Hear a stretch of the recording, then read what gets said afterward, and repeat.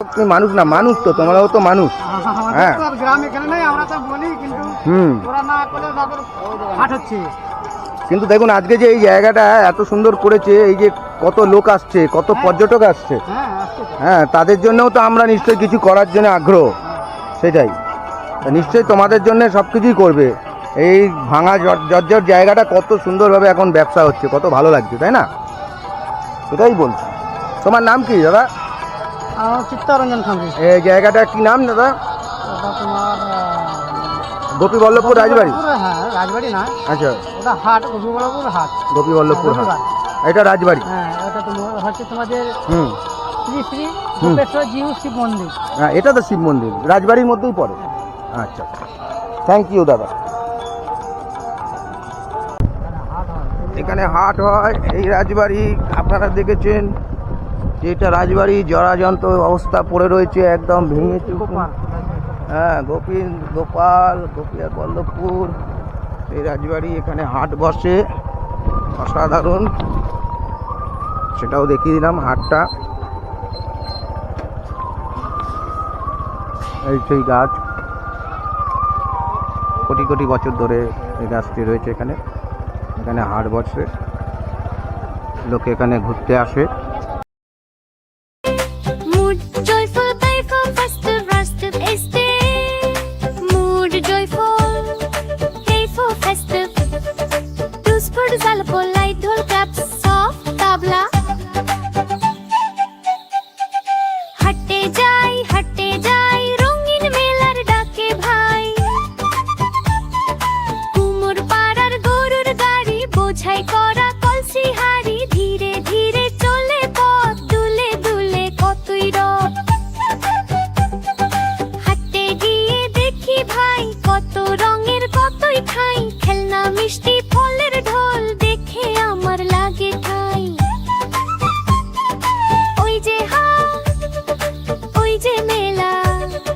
খুশির নেই তো কোনো বেলা, হাসি গানে ভরে প্রাণ। চল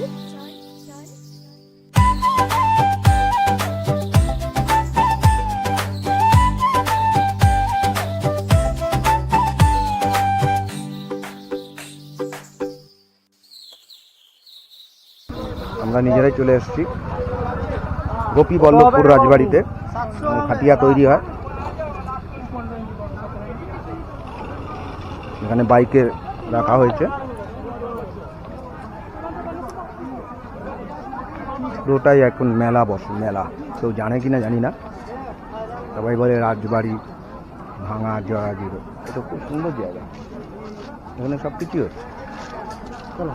আসো, রাজবাড়ি বলে যে জরাজীর্ণ বলাটা অন্যায়, তার পরিবর্তন হয়েছে, এই তো পরিবর্তন, দেশের পরিবর্তন। তাই রাজবাড়ি পর্যটক হলে এখানে গরিবরা কিছু হলে আনাজ ফানাজ বিক্রি করে খায়, এটাই অনেক কিছু। এই রাজবাড়ি, এই পাইন গাছ, এই তলায় এই বাজার দেখছেন। আমার বস যাচ্ছেন, বস হাতে ব্যাগ নিয়ে যাচ্ছেন, আকবর মিয়া। কোন মাছ নেবে? মাছের বাজার,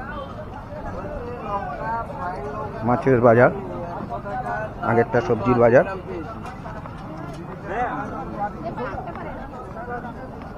মাছের বাজার,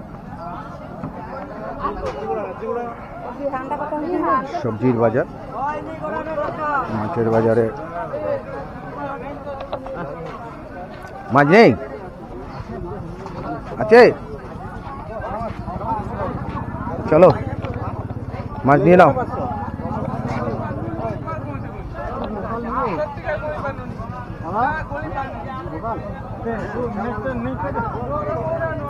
চিংড়ি মাছ, রুই মাছ,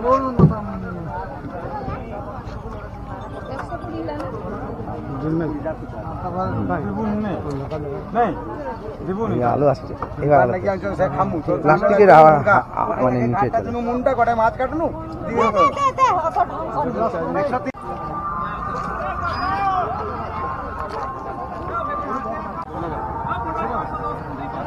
মাছগুলো।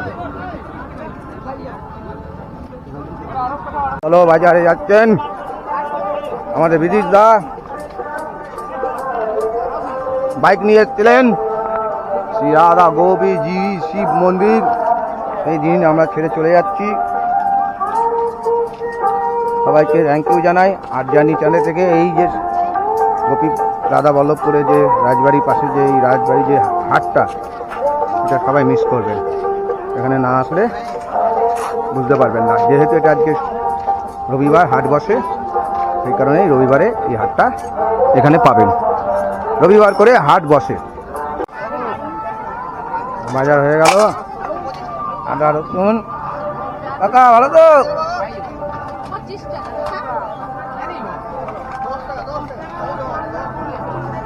বাজারে দেখুন কত লোক, কত সুন্দর দেখুন পরিবেশ।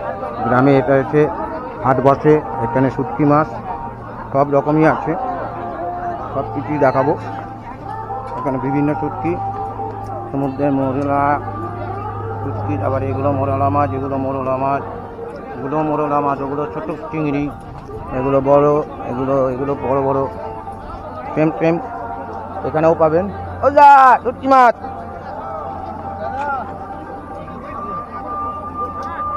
কত রকমের শুটকি মাছ ফাঁকা হয়ে গেছে, তাই পাতলা হয়ে যাবে, এটাই যথেষ্ট। কি বললেন? শুটকি মাছ কিরকম রেট বললেন? টাকা রেট কিরকম? 20 টাকা 30 টাকা শো। 20-30 টাকা শ। আচ্ছা আচ্ছা, ঠিক আছে। এটা সমুদ্রিক না তো? হ্যাঁ, এটা আবার নদীর তো মনে হয়। এই মাছটা নিয়ে একটু ডাউট হচ্ছে, এটা নদীর থেকে মনে হচ্ছে বলা যাচ্ছে, কিন্তু এখনো সঠিক কিছু জানা যায়নি, পরে জানানো যাবে। আমরা ক্রস করছি।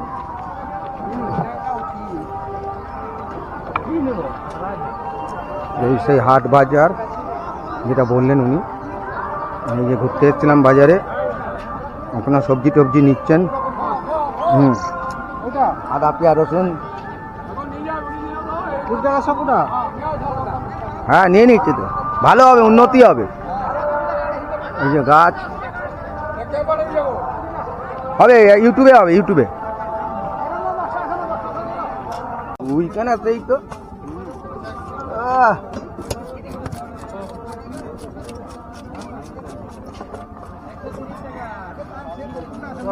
টাটকা নদীর রুই, গ্লাস ফুড, তাই তো? লাগবে নি, দেখো ছোট, দেখো কম্পিউটারটা দেখো, সেটা ভালো। ঠিক আছে।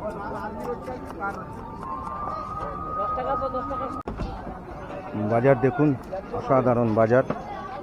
গোপী বল্লভপুর রাজবাড়ির ঠিক এইরকম দৃশ্য হয়।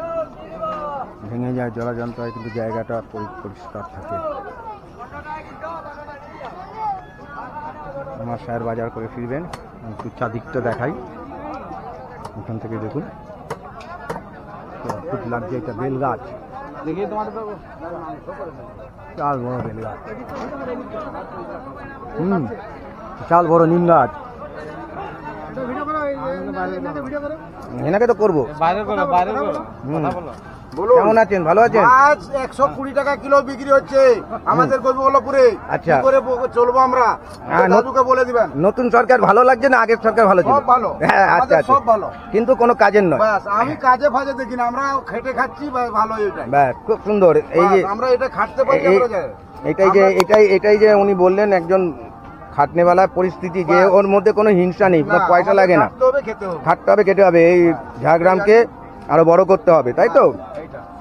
আর অন্য কিছু না, যে হ্যাঁ, সরকার আমার ভালো। সবাই ভালো, কেউ খারাপ না। কেউ খারাপ নয়।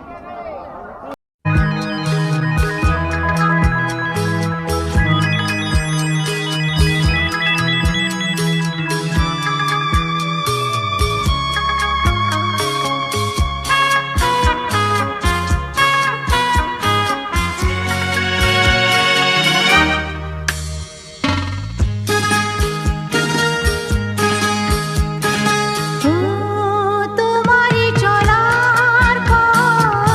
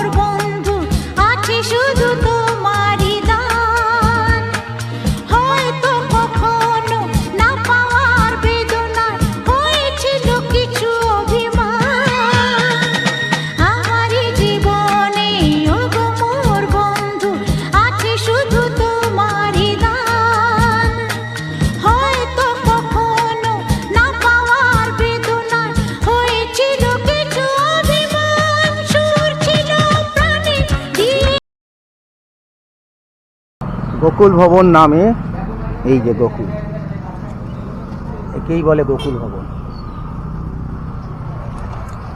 তাই এই জায়গাটার নাম গোকুল ভবন। হ্যাঁ, সুবিধা অসুবিধার কথা বাবাকে জিজ্ঞেস করবো।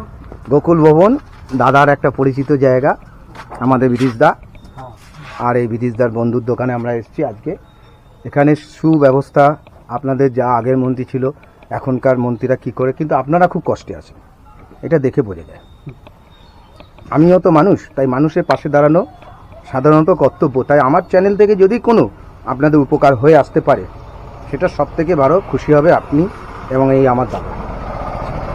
এই দাদা হচ্ছে বেশি খুশি হবে, কারণ এই দাদা আমাকে নিয়ে এসছে কষ্ট করে। আমি দাদার সাথে সমস্যা, এই যে আমাদের শুভেন্দু এখন যে মন্ত্রী, উনি যে এই যে গরু বিক্রি বন্ধ করলেন, এই গরুগুলো এখন কি হবে?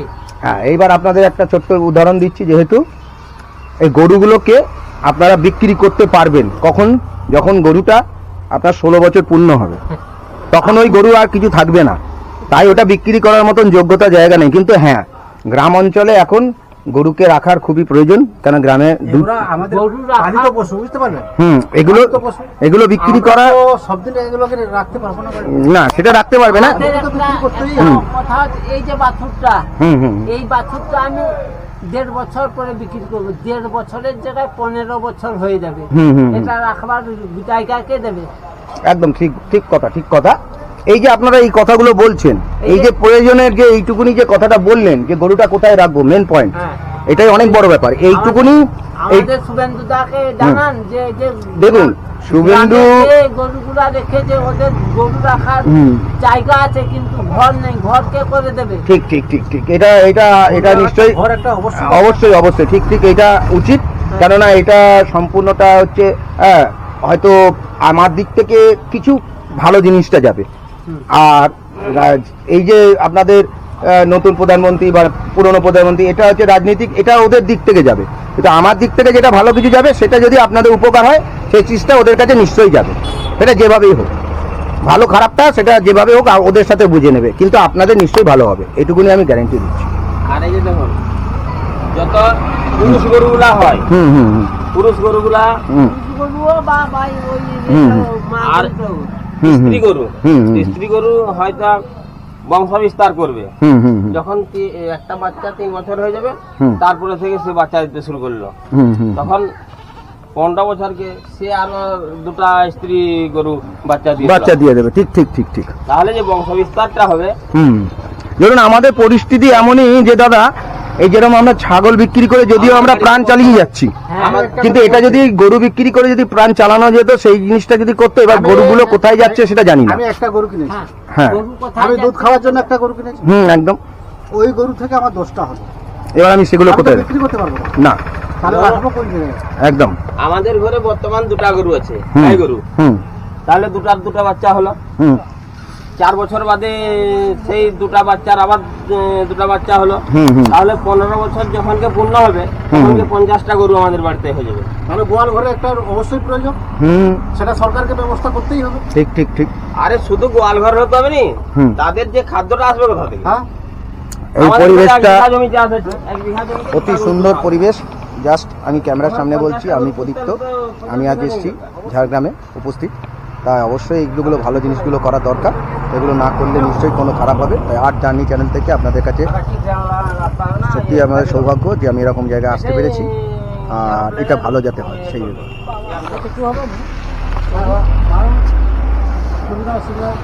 হ্যাঁ, সেগুলো দেখতেই হবে। আমার তো অসুবিধা আছে। আমার সেই অসুবিধাটা বলো।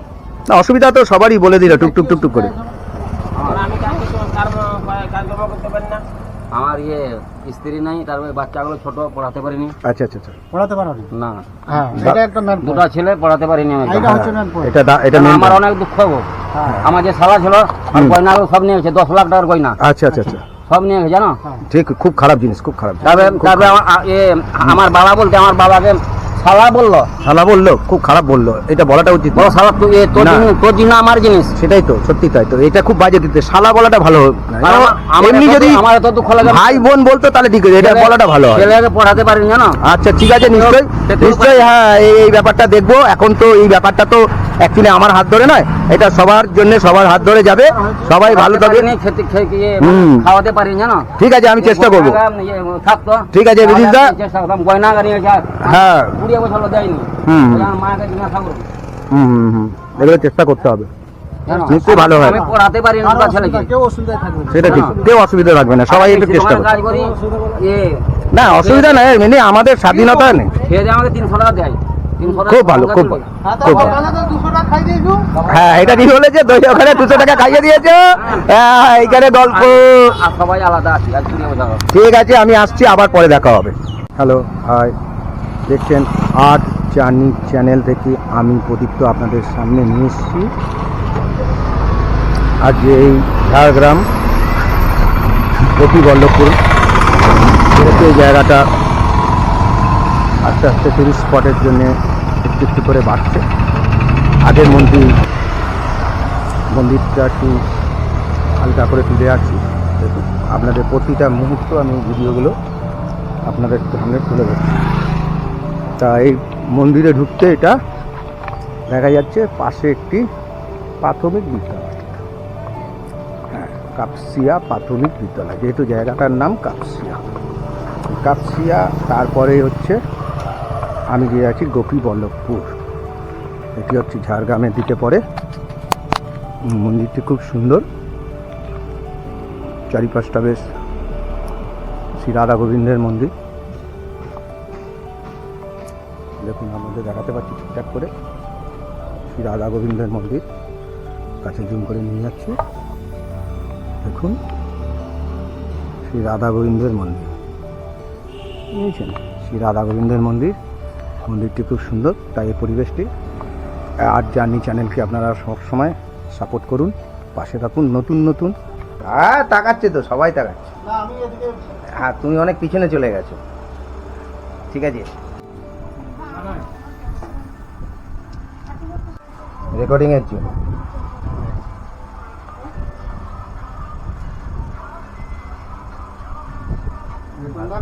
তুমি তো খাও না। হুম সন্ধ্যার জন্মদিনে তো তুমি ইয়ে করো। আমিই তো করেছিলাম, এটা করো না? হ্যাঁ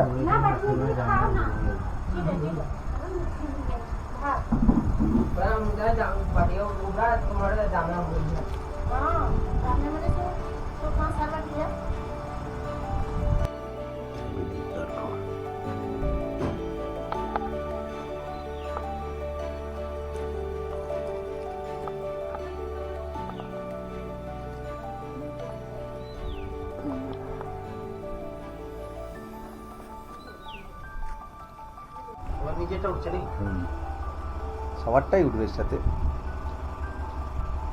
আমার চ্যানেলটা আমাকে বলতে হবে, আজকে দুপুরে খাওয়া দাওয়া চলছে, এখানে আমার দাদা রয়েছে পাশে, দুপুরে খাওয়া ভিডিওটা দেখুন, ভালো লাগলে লাইক করবেন, শেয়ার করবেন, কমেন্ট অবশ্যই করবেন। ঝাড়গ্রাম গোপীবল্লভ,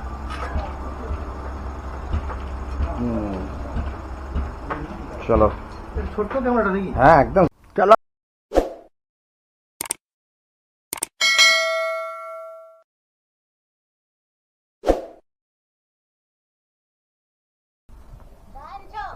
হ্যাঁ নিয়েছি, দা নিয়ে কেটে টুকরো টুকরো করে দেবো। রাস্তাটা খুব সুন্দর।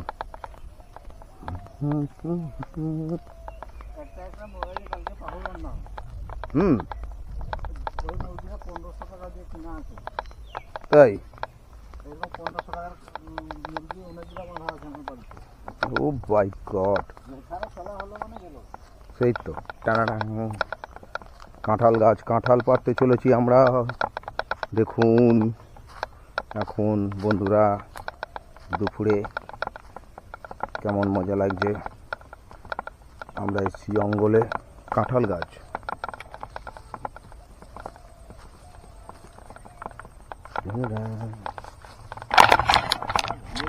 এ ডালপালা ভর্তি। হ্যাঁ ভয়ঙ্কর ডালপালা ভর্তি।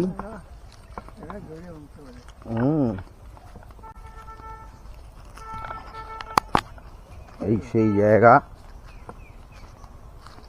মানে জাস্ট ঘুরে আসা হলো।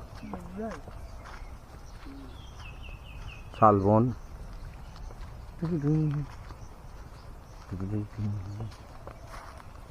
ও সেই শাল, সারি সারি শাল, সারি সারি শালবন। কাঁঠাল গাছের পাওনা, কাঁঠাল গাছ কোথায়?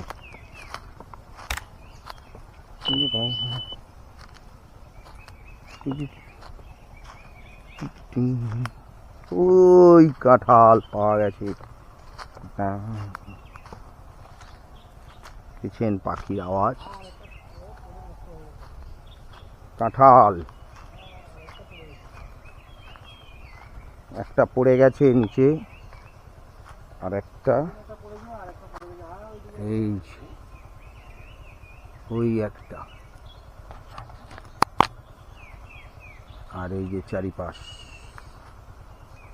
শালবন শালবন শালবন।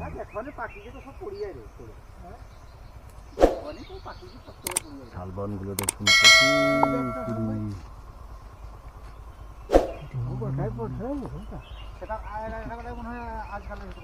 কাঁঠাল।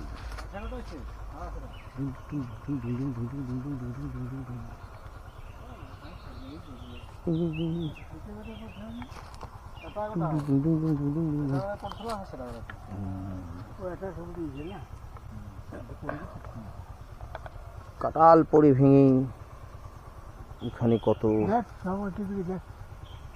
গাছে উঠছেন। এই দৃশ্য দেখার মতন দৃশ্য। গাছে উঠে গেলেন।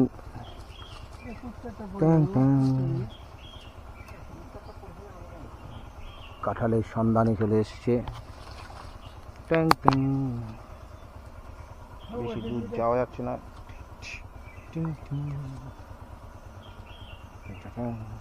বাইরে দিয়ে এখান থেকেই একটা কাঁঠাল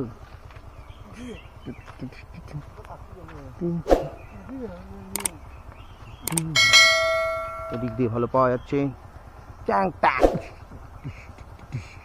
উঠছেন গাছে, উঠে গেছে অনেকটা গাছের উপরে।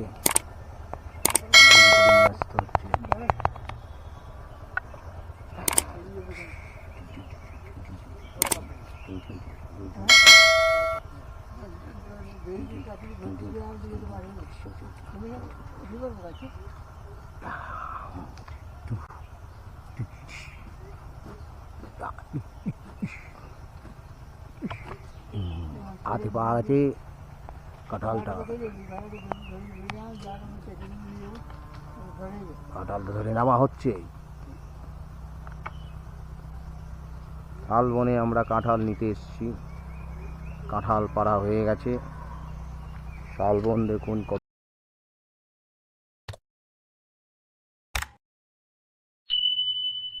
ঠান্ডা, কত নিঝুম। এবার আমি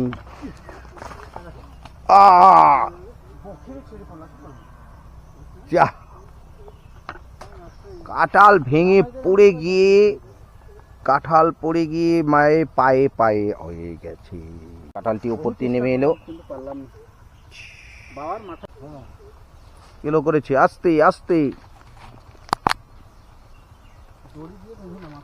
সত্যি প্রচণ্ড ভারী কাঁঠালটা দেখে মনে হচ্ছে, কিন্তু প্রচণ্ড ভারী। তাই কাঁঠালটা পাড়া হচ্ছে।